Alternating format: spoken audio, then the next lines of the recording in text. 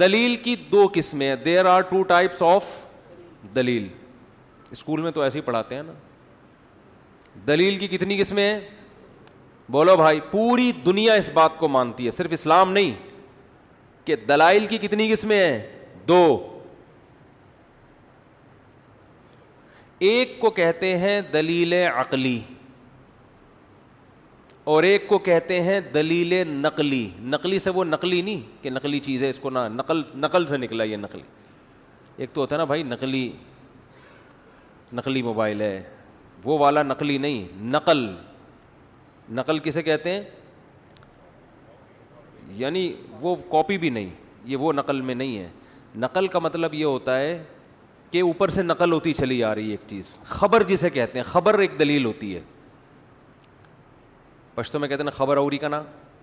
مجھے پشتو آتی نہیں, لیکن ہمارے جو پٹھان بھائی ہیں نا ان سے ہم کچھ اس طرح کے الفاظ سنتے رہتے ہیں, خبر اوری کا نا. تو اس سے خبر اوری کا مطلب بات سن رہے ہو کہ نہیں سن رہے. تو یہ ان کا اخفل طریقہ ہوتا ہے. تو ایک ہوتی ہے دلیل نقلی اور ایک ہوتی ہے دلیل عقلی.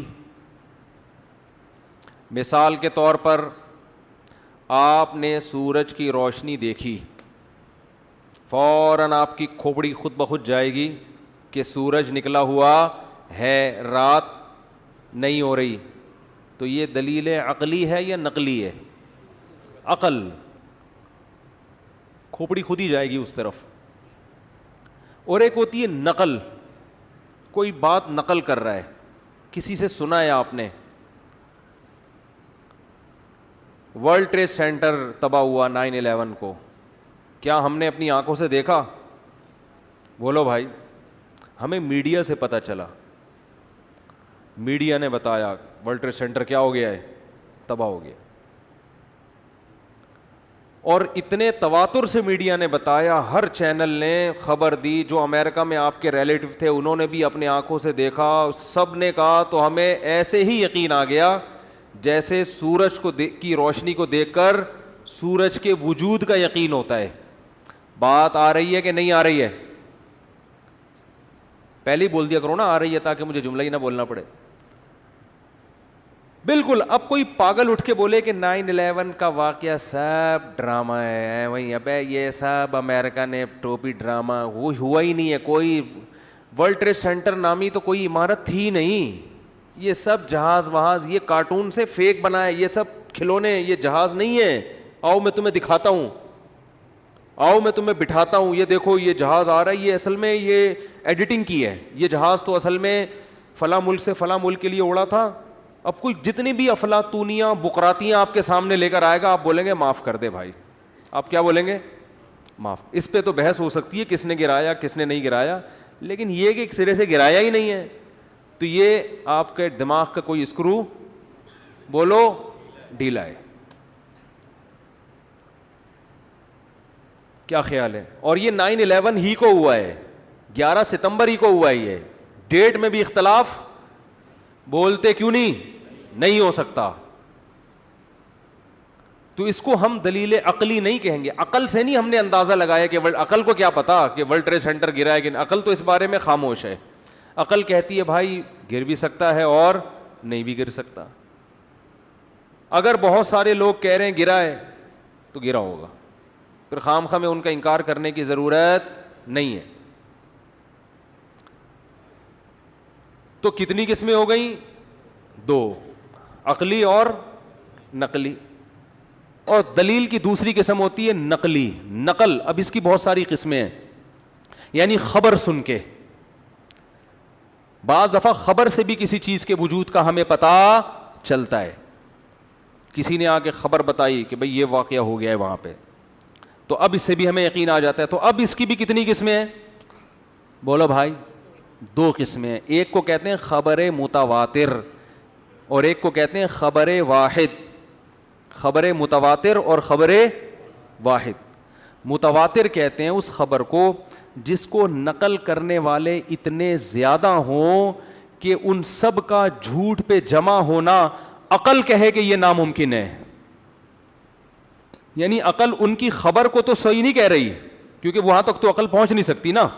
ورلڈ ٹریڈ سینٹر تباہ ہوا تھا کہ نہیں ہوا تھا, عقل سے فیصلہ کر سکتے ہو؟ نہیں. لیکن عقل سے یہ فیصلہ کر سکتے ہو یار اتنے سارے چینل اور اتنے سارے لوگ جھوٹ نہیں بول سکتے, کچھ تو ہوا ہے نا. نہیں آ رہی بات. اس کو کیا کہتے ہیں؟ خبر متواتر. یہ بالکل ایسے ہی یقینی ہوتی ہے جیسے سورج کو دیکھ کے, دھوپ کو دیکھ کے سورج کا آپ کو یقین آ جاتا ہے. اس کا انکار کرنا بھی انسان کے 2 نمبر ہونے کی دلیل ہے. اب کوئی کہ قائد اعظم نام کے کوئی بزرگ پیدا ہی نہیں ہوئے تھے, تو لوگ بتائیں گے ابے اتنے لوگ نقل کرتے آ رہے ہیں کتابوں میں اور ان کا تذکرہ, ان کے اقوال, ابے یہ سب 2 نمبر ہی ہے, الو بنایا گیا ہے. کیا دلیل ہے کہ یہ سب صحیح ہیں؟ ابے کیا دلیل ہے کہ یہ جھوٹے ہیں؟ یہ پوچھا جائے گا. تو خبر متواتر کہتے ہیں کہ مختلف زمانوں کے مختلف ٹھکانوں کے لوگ, کیونکہ 2-3 آدمی کہیں مل کے نا جھوٹ پہ کمپرومائز کر سکتے ہیں. جیسے 3 آدمی کہیں چلے گئے, ان پہ ٹاک شاک ہوئی, انہوں نے کہا یار ہم تینوں مل کے یہ جھوٹ بولیں گے. لیکن جب مختلف جگہوں پہ لوگ ہوتے ہیں تو ان کا ایسا ایک جگہ گول میز کانفرنس میں جمع ہونا ہی ممکن نہیں ہوتا, ایک جگہ اکٹھا ہونا ہی ممکن نہیں. وہ بھی وہاں سے بھی خبر آ رہی ہے, ادھر سے بھی آ رہی ہے, ادھر, بھائی یہ جھوٹی نہیں ہو سکتی. سمجھ رہے ہو کہ نہیں سمجھ رہے؟ اور دوسری ہوتی ہے خبر واحد. خبر واحد ہوتی ہے جس میں اتنے سارے لوگ نہ ہو, وہ 2 بھی ہو سکتے ہیں, 3 بھی ہو سکتے ہیں, 4 بھی, یعنی جن کا عقل یہ کہتی ہے کہ یہ جھوٹ پہ جمع ہو سکتے ہیں. ممکن ہے 10 آدمیوں نے مل جل کے پلان بنایا اور جھوٹ مارکیٹ میں کیا کر دیا ہو, پھیلا دیا ہو. تو اس میں اصول یہ ہے کہ جو خبر متواتر ہے اس سے جو علم حاصل ہوتا ہے وہ قطعی ہے, یقینی ہے. اس کا انکار کرنے والا 1 نمبر کا پاگل. اور جو خبر واحد ہے اس میں اگر ثقہ لوگ, قابل اعتماد لوگ بیان کر رہے ہیں جن کا اپنا کوئی مفاد نہیں ہے, تو پھر اس پر ایسا یقین تو نہیں آتا جیسا خبر متواتر پر ہے. لیکن عملاً اس کو یقین کا درجہ دینا لازم ہے, کیونکہ اس کو بلا وجہ اس کا انکار کرنا یہ آپ کے ضدی اور ہٹ دھرم ہونے کی دلیل ہے, پاگل ہونے کی تو نہیں. لیکن اس کی ہے کہ یار جب آپ کے پاس اس کے غلط ہونے کی دلیل نہیں ہے تو آپ کیوں انکار کر رہے ہو. بات آ رہی ہے سمجھ میں؟ نہیں آ رہی میرا خیال ہے, آ رہی ہے. تو اب سمجھو کہ یہ جو دلائل ہے نا, حضرت عیسیٰ علیہ السلام دنیا میں آئے, حضرت موسیٰ علیہ السلام دنیا میں آئے, پھر موسیٰ علیہ السلام کا واقعہ ہوا, سمندر 2 حصوں میں تقسیم ہو گیا, اور حضرت عیسیٰ مردوں کو زندہ کیا کرتے تھے. یہ تمام کے تمام واقعات ہمارے پاس خبر واحد سے نہیں پہنچے بلکہ خبر متواتر سے پہنچے. یہودیت, عیسائیت, اسلام, یہ دنیا کی سب سے بڑی آبادی ہے, یہ سارے ان واقعات پر متفق ہیں کہ ایسا دنیا میں ہوا ہے, جبکہ ان کا آپس میں اس میں کوئی مفاد نہیں ہے بلکہ ایک دوسرے کے دشمن نہیں ہے. پھر بھی یہودی بھی مانتا ہے, عیسائی بھی مانتے ہیں اور مسلمان بھی. ہاں یہودی یہ کہے گا کہ عیسیٰ علیہ السلام نے جو مردوں کو زندہ کیا وہ جادو تھا, وہ جادو کہہ کے رد کر دے گا, مگر ان واقعات کا انکار نہیں کرے گا. تو اب ایسے میں کوئی پاگل مکھنچو اٹھ کے, کوئی ملحد اٹھ کے یہ دعویٰ کرے کہ اب موسیٰ نام کا کوئی شخص معاذ اللہ دنیا میں گزرا ہی نہیں ہے, نوح نام کا کوئی شخص دنیا میں گزرا ہی نہیں ہے, اور کہے کہ سائنسی کتابوں سے تو کوئی پتہ نہیں چلتا. تو پاگل, سائنس تو عقلی دلیل کو مانتی ہے, نقلی دلائل کو سائنس نہیں مانتی. سمجھ میں آ رہی ہے بات؟ اس کا تعلق سائنس سے ہے ہی نہیں. نوح علیہ السلام کی 1000 سال عمر تھی, ایک ملحد کہہ رہا ہے 1000 سال, تو سائنس پر تو کوئی ثبوت نہیں ملتا کہ پہلے زمانے میں انسانوں کی عمر 1000 سال ہوتی تھی. تو اس کا تعلق آپ کے ماموں کی عمر کتنی تھی, آپ کے چاچو کی عمر کتنی تھی, یہ سائنسدان نہیں بتائے گا. آپ کے دادا کے بارے میں آپ کے ابا بتائیں گے کہ ان کی عمر کتنی تھی. یہ نقل سے پتہ چلے گا, یہ عقل سے پتہ بولو بھائی نہیں چلے گا. تو نوح علیہ السلام کو یہودی بھی مانتا ہے کہ 1000 سال دنیا میں رہے ہیں, عیسائی بھی مانتے ہیں کہ 1000 سال, اور مسلمان بھی مانتے ہیں. اتنی بڑی آبادی یہ نقل ہوتی چلی آ رہی ہے, قوم لوط کا واقعہ, قوم عاد, قوم سمود. تو یہ تمام واقعات کا آج کوئی پروفیسر یونیورسٹی کا, کیونکہ یونیورسٹیوں میں اس طرح سے یہ چیزیں پھیلائی جا رہی ہیں کہ یہ سب قصے کہانیاں ہیں, یہ سب جھوٹی باتیں ہیں, یہ سب فضول مذہبی لوگوں نے اڑائی ہوئی ہیں. مذہبی لوگ اتنی ساری باتیں جھوٹ اڑائیں اور سارے مذہبی اس پہ جمع ہو جائیں, یہ پریکٹیکلی اور عملاً ممکن ہے نہیں. سیم واقعہ وہی عیسائی بھی بیان کر رہے ہیں, وہی یہودی بھی بیان کر رہے ہیں, وہی مسلمان بھی بیان کر رہے ہیں, اور اتنے تواتر کے ساتھ ہیں کہ ہسٹری اور تاریخ پیغمبروں کے ساتھ جوڑی گئی ہے. میں نے بتایا تھا نا, ایک ملحد کہہ رہا ہے کہ عیسیٰ نام کا کوئی شخص دنیا میں معاذ اللہ نہیں گزرا, حضرت عیسیٰ ہے ہی نہیں. اور پھر کہہ رہے کسی تاریخ کی کتاب میں نہیں لکھا. یہ انسان کی کس کی دلیل ہے؟ اسکرو کے ڈھیلے ہونے کی. اس پاگل کو یہ نہیں پتا کہ تاریخ دان جب بھی کوئی کتاب لکھے گا اس پہ جو ڈیٹ ڈالے گا وہ حضرت عیسیٰ علیہ السلام کی یوم ولادت سے ڈالے گا یا ان کے اٹھائے جانے سے ڈالے گا. یہ جو ہم کہتے ہیں نا 2020, اس کا مطلب کیا ہے؟ حضرت عیسیٰ کو دنیا میں آئے ہوئے کتنے سال ہو گئے؟ 2000. تو تاریخیں ان سے شروع ہوئی ہیں, کیونکہ یہ اتنے مشہور واقعات تھے دنیا میں کہ لوگوں نے کیلنڈر ان واقعات سے جوڑ دیے ہیں. تو ہسٹری جب بھی لکھی جاتی ہے تو انہی واقعات سے, کیونکہ یہ ایسے واقعات ہیں جن کا کوئی بھی انکار کر نہیں سکتا. تو اب یاد رکھو, بات ختم کر رہا ہوں, کہ مذہب کے معاملے میں بھی ایسا ہی ہے.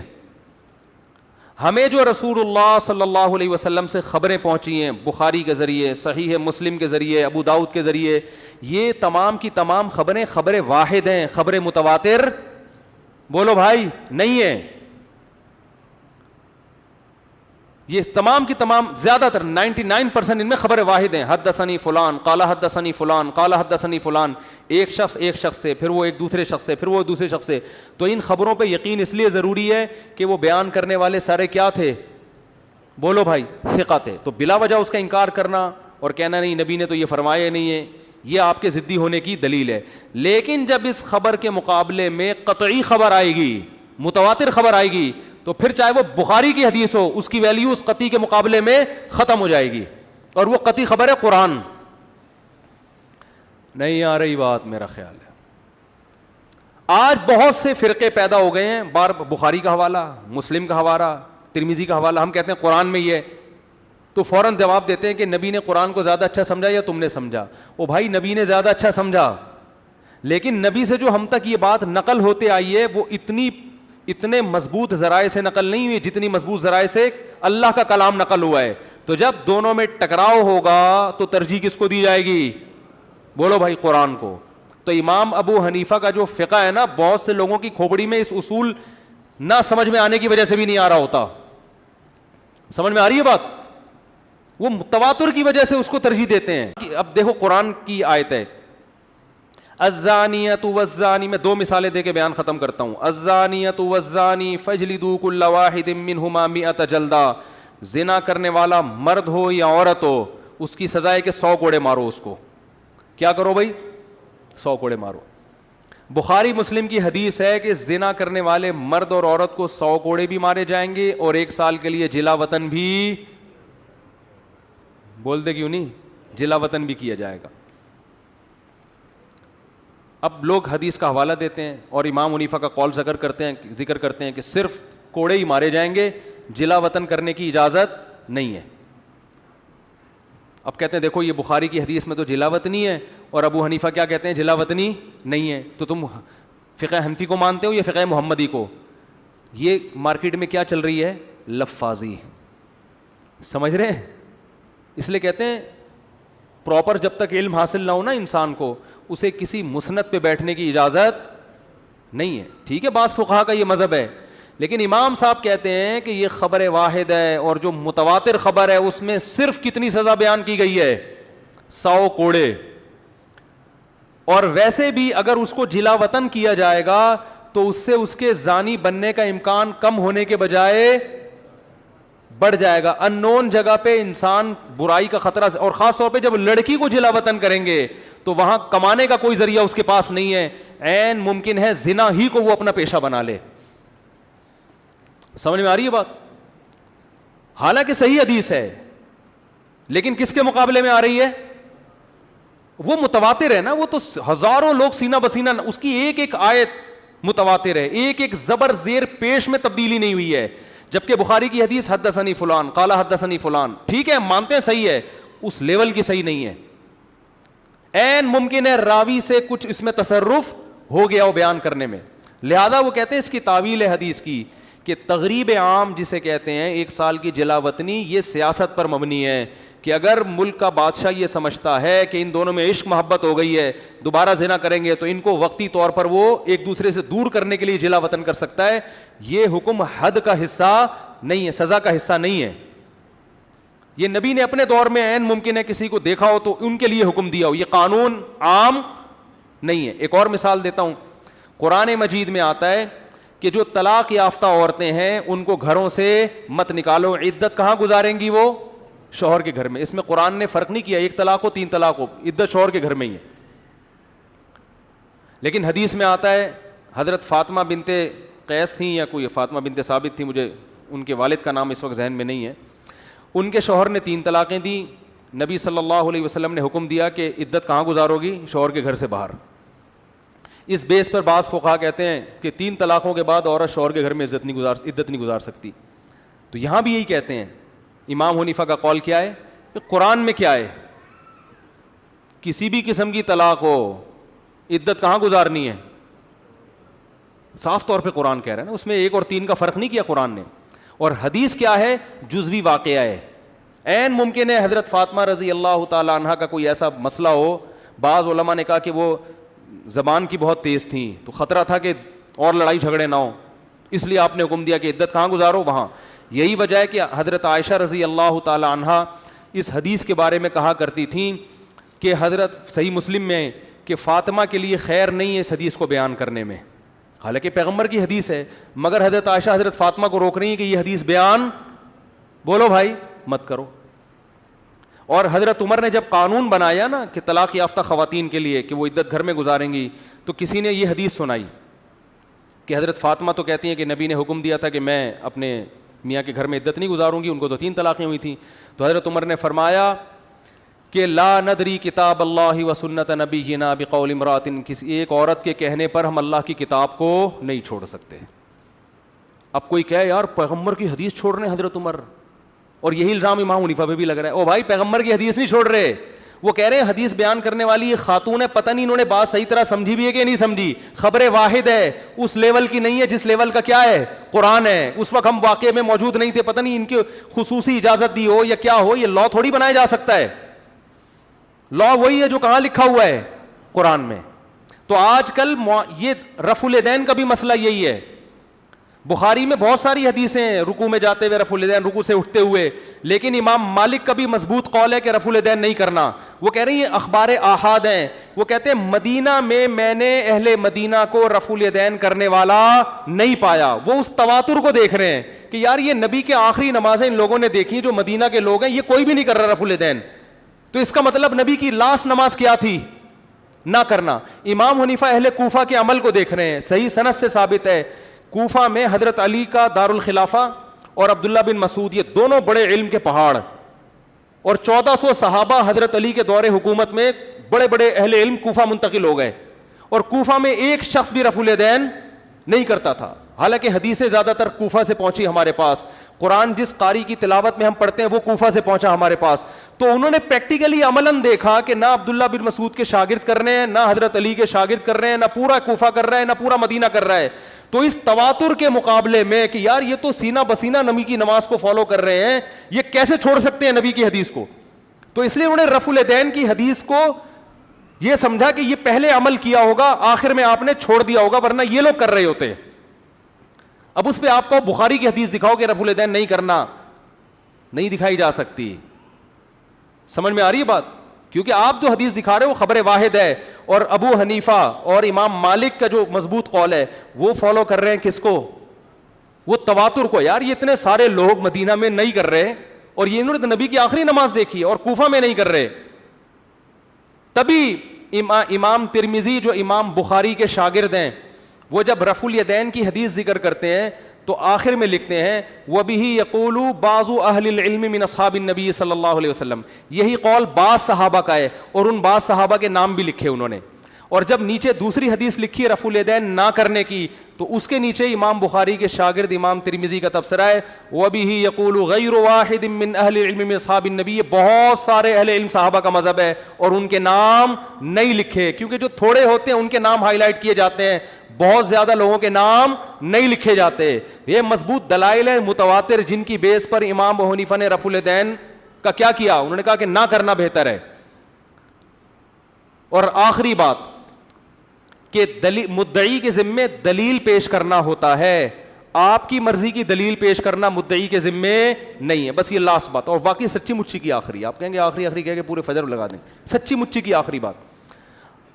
مثال کے طور پر میں نے آپ کو 1 لاکھ روپے دیے تھے, وسیم بھائی اور ستار بھائی کو میں نے گواہ بنایا, اچھے آدمی ہیں, ابھی آج ہم نے ان کے تھوڑی سی ان کو اپنی انسلٹ سی محسوس ہو سکتی ہے, تو اب ہم ان کو اچھے اس میں ذکر کریں. جمشید بھائی کو اور وسیم بھائی کو میں نے گواہ بنایا, میں نے ان کو 1 لاکھ روپے دیے, میں نے کہا یہ دونوں گواہیں, یہ اللہ معاف فرمائے یہ پی گئے. میں نے عدالت میں کیس کیا, یہ انہوں نے پیسے لیے, عدالت نے کہا ثبوت, میں نے وسیم اور جمشید کو پیش کر دیا.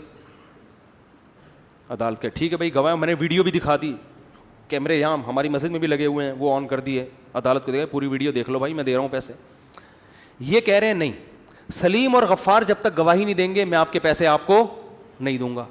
عدالت کہے گی بھائی اس کے ذمے دلیل پیش کرنا ہے, تمہاری مرضی کے دلائل اس کے ذمے بولو بھائی نہیں ہے.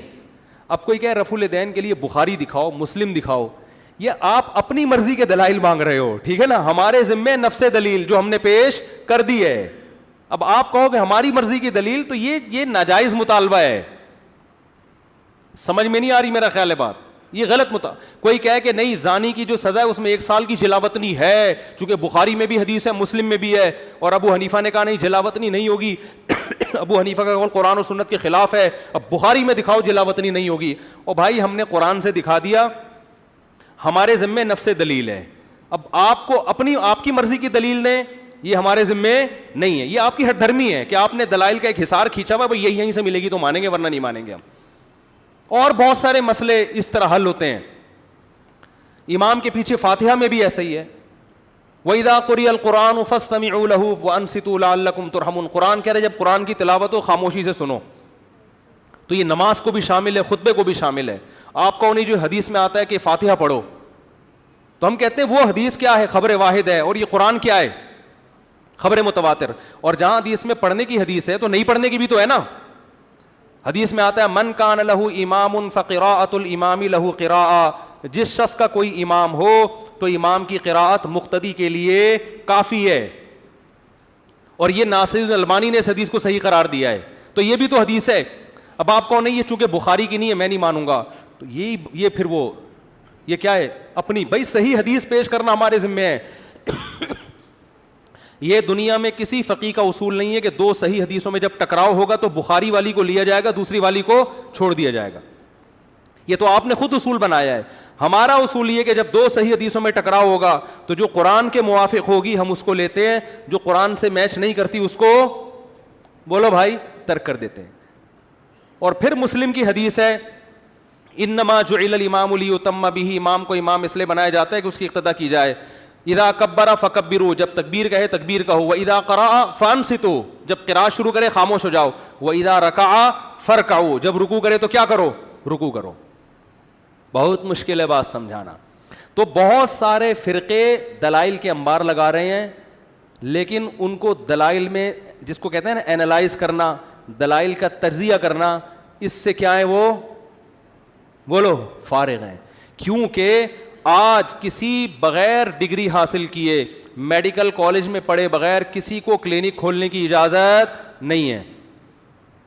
آج کوئی شخص بھی جب تک باقاعدہ کسی ماہر میکینک کی نگرانی میں میکینک نہ بنے اس کو ورک شاپ کھولنے کی اجازت نہیں ہے, اور کوئی بھی اپنی گاڑی اس کے پاس لے کے نہیں جاتا. لیکن دین ایک ایسا لاوارث ہے کہ آپ نے ڈگری حاصل کی انجینئرنگ میں, آپ نے ڈگری حاصل کی میڈیکل سائنس میں, لیکن آپ بنے ہوئے ہیں کیا مفتی, اور بیان کیا کر رہے ہیں قرآن و سنت. اور آپ کہتے ہیں قرآن و سنت پہ کسی کی اجارہ داری نہیں ہے. واقعی اجارہ داری نہیں ہے, لیکن اجارہ داری نہ ہونے کا مطلب یہ ہے کہ قرآن و سنت کسی مدرسے میں بیٹھ کے سیکھنا صرف مفتی طارق مسعود کو حق نہیں ہے. ہر انجینئر کو بھی حق ہے, ڈاکٹروں کو بھی حق ہے, لیکن حق کیا ہے پراپر طریقے سے سیکھیں, یہ حق ہے. یہ نہیں ہے کہ سیکھے بغیر بیٹھ کے آپ لوگوں کو مسائل بتانا شروع کر دیں. اب بھی کھوپڑی میں نہیں آ رہا تو میرے پاس اس کے علاوہ سمجھانے کے لیے کچھ بھی نہیں ہے. تو اب جب کوئی بھی اہل باطل کوئی دعویٰ کیا کرے نا ملحد لوگ، ایتھیسٹ لوگ، کہ یہ سائنسدانوں کو تو یہ اس کا پتہ ہی نہیں ہے، یہ تو مذہب نے کہا آدم علیہ السلام کو جنت سے نکالا گیا اور وہ سیب کھا لیا تھا اور یہ کھا لیا تھا نکالا، سائنس تو اس کو نہیں مانتے. اب تو یہ تو سائنس تو عقل کی بات کرتی ہے، نقل سے سائنس کا کوئی، سائنس تو یہ بھی نہیں مانتی کہ یہ ستار بھائی آپ کے ابا ہیں. سائنس جب کہے گی جب ڈی این اے ٹیسٹ کرواؤ گے. آپ نے کروایا ڈی این اے ٹیسٹ کہ آپ شناختی کارڈ میں بھی ان کو ابا لکھوا رہے ہو، آپ ہر جگہ ان کو اپنے ابا لکھوا رہے ہو اور وہ اپنا بچہ لکھوا رہے ہیں اور اسی بیس پہ وراثتیں چل رہی ہیں. سائنس تو اس سے کیا ہے؟ کسی سائنٹسٹ سے کہو گے کہ بھائی آپ مانو میرے ابا، کہیں گے بھائی میں تو لیبارٹری ٹیسٹ کروں گا پہلے، اور اگر میں ٹیسٹ نہیں کر سکتا تو میں اس بارے میں کیا رہوں گا؟ خاموش. ہو سکتا ہے ہوں، ہو سکتا ہے نہ ہو. تو ہم جو سب ایک دوسرے کے ابا اور بچے اور ان کی وائف ہیں یا ان کی سسٹر ہیں یا ان کے بردر ہیں، یہ سب یہ نقلی دلائل سے مان رہے ہیں. یار سارا محلہ کہہ رہا ہے یہ ان کے ابا ہیں تو ہوں گے، یقیناً ابا ہوں گے. ہمیں کیا تکلیف ہے انکار کرنے میں کہ ابا نہیں ہے؟ لوگ مجھے آ کے بتاتے ہیں میرے بڑے بھائی ہیں، میں مان لیتا ہوں، میں بھائی ہوں گے، جب آپ کہہ رہے ہیں تو یقیناً ہوں گے، کیا خیال ہے. لیکن اصولی طور پر ایک بچی تھی اسکول میں پڑھ رہی تھی، یہ جو آج کل بڑے ماڈرن اسکول ہیں نا، انہوں نے بڑی تباہی مچائی ہوئی ہے. مجھے کہنے لگی ایکچولی میں جب تک اسلام کو نہیں مانوں گی، یہ اسکولوں کی تباہی بتا رہا ہوں میں جب تک اسلام وہ مانوں گی، انہوں نے کہا نا، میں جب تک اسلام کو نہیں مانوں گی جب تک میں بڑے ہو کر خوب اچھی طرح سے خود تحقیق نہ کر لوں کہ اسلام واقعی برحق مذہب ہے. مسلمان گھرانے میں پیدا ہوئی، مذہبی گھرانے میں، لیکن اسکولوں نے ماشاءاللہ ایسا لبرل بنا دیا کہ اسکول والے بتا رہے ہوتے ہیں نا ہر چیز دلائل سے لے کے چلو، دلائل سے، کسی کی اندھی تقلید نہیں کرنی. تو میں وہ اس کو بڑا، وہی ہے کرنل صاحب جو بیچارے ریٹائر، مجھے اپنا واقعہ سنا رہے تھے کہ میں نے اپنی بیٹی کو انگلش اسکول میں پڑھا رہے تھے، کہہ رہے میں نے اپنی بیٹی کو بلایا کہ پانی پلا دو، تو ڈیبیٹ کر رہی ہے کہ ڈیڈی جو کام انسان خود کر سکتا ہے ہم نے اسکول میں پڑھا ہے، ہماری ٹیچر نے بتایا. یہ بھی نہیں کہتی ٹیچر نے بتایا ہے، کیونکہ یہ تو پھر ٹیچر کو فالو کر رہے ہیں نا. فالو تو کسی کو نہیں کرنا، فالو تو اپنی کھوپڑی کو کرنا ہے. تو ٹیچر نے بتایا ہوگا لیکن ہم نے خود سمجھا اس کو.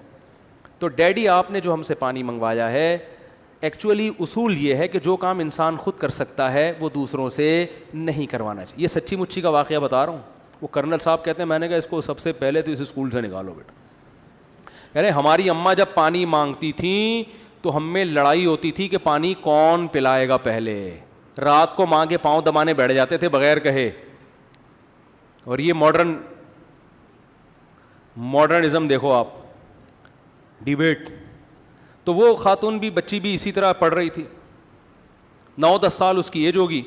مجھے کہنے لگی کہ میں ایکچولی اسلام کو جب تک خود اسٹڈی نہیں کروں گی، ابھی تو ٹائم نہیں ہے، ذرا بڑے ہو کر پھر میں فیصلہ کروں گی اسلام اگر صحیح ہے تو میں فالو کروں گی ورنہ نہیں. اب وہ تو بچی تھی، اس کو میں یہ بات کہہ نہیں سکتا تھا. اس کو تو میں نے ابا کو بولا، میں نے کہا اس کو نکال لے بیٹا، ہاں اس کو نکال لو. تو یہ کچھ اور ہی بن جائے گی. لیکن اصل جواب اس کا یہ تھا کہ بیٹا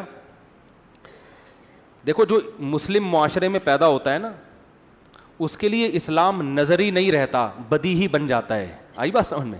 نظری اس کے لیے ہے جو مسلم گھرانے میں پیدا نہیں ہوا. جو ہوا ہے اس کو تو اس نے تو اسلام کا حسن دیکھ لیا نا، اس نے تو دیکھ لیا. تبھی جو غیر مسلم اسلام قبول نہ کرے، اسلام میں اس کی کوئی سزا نہیں ہے. لیکن مسلمان اگر غیر مسلم ہو جائے تو اسلام اس کو نہیں چھوڑتا ہے. اسلام کہتا ہے تم ہر دھرمی کی بیس پہ چھوڑ رہے ہو، کیونکہ تم جب اسلام میں پلے ہو تو تمہیں تو اسلام یہ ہو ہی نہیں سکتا کہ سمجھ میں نہ آئے. ایک منٹ بس رہنے دیں. تو اب یہ سمجھیں، میں نے کہا کہ اس سے کہیں کہ ریسرچ بہت ساری چیزوں پہ ابھی آپ کی باقی ہے. سب سے پہلی بات، آپ نے اپنے ڈیڈی کو بولا کہ وہ نے ڈیڈی کو بھی بولا تھا اس نے یہ لفظ، اس کے ڈیڈی مجھے بتا رہے تھے کہ ڈیڈی میں جب بڑی ہو جاؤں گی تو میں پھر ریسرچ کروں گی اسلام کے بارے میں اور پھر پتہ چلے گا کہ اسلام اگر واقعی ایک صحیح ہے تو پھر میں مانوں گی ورنہ نہیں. وہ اللہ کا شکر ہے بچی بڑی ہو گئی اور مسلمان ہی ہے، یہ اللہ کا شکر ہے. اس نے تحقیق کی نہیں کی، بہرحال سمجھ میں آ گیا لیکن کچھ بھی ہو سکتا ہے نا. تو میں نے ان سے کہا، میں نے کہا یہ بچی بڑی خطرناک ہے. اب جب یہ اس طرح کی بات کریں نا کہ میں جب بڑی ہوں گی تو پہلے اسلام کے بارے میں ریسرچ کروں گی، تو اس سے کہنا بیٹا پہلے میرے بارے میں بھی ریسرچ کرنا کہ میں واقعی تمہارا ابا ہوں بھی کہ نہیں ہوں. یہ تو لوگ کہہ رہے ہیں، جیسے لوگ کہہ رہے ہیں اسلام برحق ہے، ساری ادھر تو اسلامی کنٹری ہے نا، تو ایسا ہی ہو سکتا ہے لوگ کہہ رہے ہیں ہم آپ کے ڈیڈی ہیں. تو اندھی تقلید صرف اسلام کے بارے میں کیوں پسند نہیں ہے آپ کو؟ سب سے پہلے ڈیڈی کے بارے میں ہونی چاہیے، پھر ممی کے بارے میں ہونی چاہیے. ایسا تو نہیں لے پالک، کتنے لوگ بچہ عیدی سینٹر سے لے کے اپنے کھاتے میں ڈال دیتے ہیں, ساری عمر بچوں کو نہیں بتاتے. تو اس بارے میں بھی ریسرچ ہونی چاہیے کہ آپ کا بھائی ہے, بہت ساری ریسرچ کی چیزیں ابھی بیٹا کیا ہے باقی ہیں. تو ہر چیز کا دلائل سے بعض دفعہ جواب نہیں ہوتا, الزامی دلائل بھی دی. الزامی دلیل بھی دلیل کی ایک قسم ہے کہ اسی کی بات اسی پہ گھما دو. تو